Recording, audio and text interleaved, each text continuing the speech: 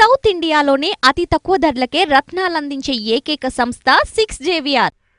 వివాహము అనేటువంటిది ఒక మధురమైన ఘట్టం కాబట్టి ఆ వివాహం కాదు, విడిపోతారు, మళ్ళీ మళ్ళీ విడిపోతూనే ఉంటారు కాబట్టి పెళ్లి చేసుకోకండి, కలిసి తిరగండి అని ప్రోత్సహించడం కూడా నీచం. వివాహం ఎందుకు జరగలేదు అనేది ఎప్పుడన్నా ఆలోచించారా అంటే ఆయన అడగాలి పోయి మనం. అంటే ఇక్కడ పరిప్రశ్నేన సేవయ ఉపదేక్షంతి తే జ్ఞానం జ్ఞానినాహ సత్వదర్శన. ఏదైనా ఒక గురువు దగ్గర వెళ్ళినప్పుడు ఒక సమస్య చెప్పినప్పుడు ఈ సమస్యకి గల కారణం ఏంటి, దీన్ని పరిష్కరించే మార్గాన్ని అడిగినప్పుడు మనం ఎక్స్ప్లెయిన్ చేయాలి. ఇక్కడ సోకాల్డ్ ఈనాటి అధునాతన జ్యోతిష్యులు ఎవరైతే ఉన్నారో పరాన్న జీవులుగా ఎదుటివారి పరుగును పోగొట్టి దాని మీద సంపాదించుకుందాం అనేటువంటి ఆలోచన ఉన్నవాడికి తన దగ్గరకు ఎవరొచ్చినా, మా దగ్గర ఎవరొచ్చినా మేము మీరు విడిపోతారు కాబట్టి జాగ్రత్త అని చెబుతాను. ఎందుకంటే అదొక ట్రెండ్. ఇంకో ఆయన కాలసర్పం మీద, ఇంకో ఆయన శని మీద. మేమేమి దైవ సంభూతంగా దైవ దూతలమేం కాదు, ఐఎమ్ రిప్రజెంట్ ఆఫ్ ప్లానెట్స్ అంతే. దాని యొక్క పొజిషన్ బట్టి చెబుతాం. కానీ ప్రభాస్ జాతకంలో వివాహం జరగడానికి జరుగుతుంది 2024వ సంవత్సరం నవంబర్ నెల నుంచి 2025 ఫిబ్రవరిలోగా ఆయనకి వివాహం జరగడానికి అవకాశం ఎక్కువగా ఉంది. ఓకే, అంటే ఇప్పటిదాకా ఎందుకు జరగలేదు అనేది ఒక కారణం.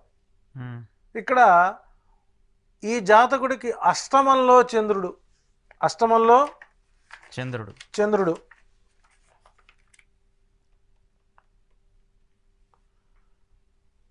సప్తమంలో రవి బుధ శుక్రులు కలయిక మన జాతకం. ఇక్కడ లేట్ మ్యారేజ్కి అవకాశం ఎక్కువ ఉంటుంది. రెండోది లగ్నాధిపతి సప్తమాధిపతి ఇద్దరూ కలిసి ఉండాలి. అంటే ఏ లగ్నంలో పుట్టారో ఆ లగ్నాధిపతి, ఉదాహరణ మీన లగ్నంలో పుట్టాడు, లగ్నాధిపతి సప్తమాధిపతి కలిసి లేదా విడివిడిగా 6, 8, 12 స్థానాల్లో ఉంటే వివాహం ఆలస్యం అవుతుంది. రవి బుధ శుక్రులు కలిసినటువంటి జాతకులకి మానసికంగా వివాహం అవుతుంది, శారీరకంగా కాదు. రవి బుధ శుక్రులు కలిసిన జాతకులకి మానసికంగా పెళ్ళి అవుతుంది, శారీరకంగా పెళ్ళి కాదు. ఇంకా శుక్ర చంద్ర గురు రవి గ్రహాల నీచంలో ఉంటే వివాహం ఆలస్యం అవుతుంది. దాంతోపాటు శుక్రుడు ఉన్నటువంటి రాశ్యాధిపతి నీచంలో ఉన్న లేదా 6, 8, 12 స్థానాల్లో ఉన్న వివాహం ఆలస్యం అవుతుంది. ఓకే, సప్తమాధిపతి రాహువు కేతువు నక్షత్రాల్లో ఉన్న వివాహం ఆలస్యం అవుతుంది. అంటే ఇక్కడ అనేక రకాలైనటువంటి ప్లానెట్స్ కాంబినేషన్ వలన వివాహాలు ఆలస్యం అవుతాయి, అసలు కాకుండా పోవడానికి అవకాశం లేదు. సో కాబట్టి అతను కెరీర్ మీద దృష్టి పెట్టుకున్నాడు, కెరీర్ పైన దృష్టి పెట్టాడు. సో కెరీర్లో ఒక పీక్ స్టేజ్ చూశాడు. అంటే గ్రహస్థితులు బలంగా లేనప్పుడు మరి అంత ఉన్నత స్థితికి వెళ్ళలేడుగా. సో కాబట్టి కెరీర్ వైజ్గా గ్రాఫ్ తగ్గచ్చు. నేను మన సలారు సినిమా చూశాను, అదేం తీసేదగ్గ సినిమా ఏం కాదు. సో కంటెంట్ పరంగా బాగుంది. అందులో ప్రభాస్ని కొత్త కొనలు చూపించాడు, దానికి రెవెన్యూ అలాగే వచ్చింది, సక్సెస్ అయింది. సో రేపు 2 కూడా ఉండొచ్చు, దానివల్ల అద్భుత ఫలితాలు వస్తాయి.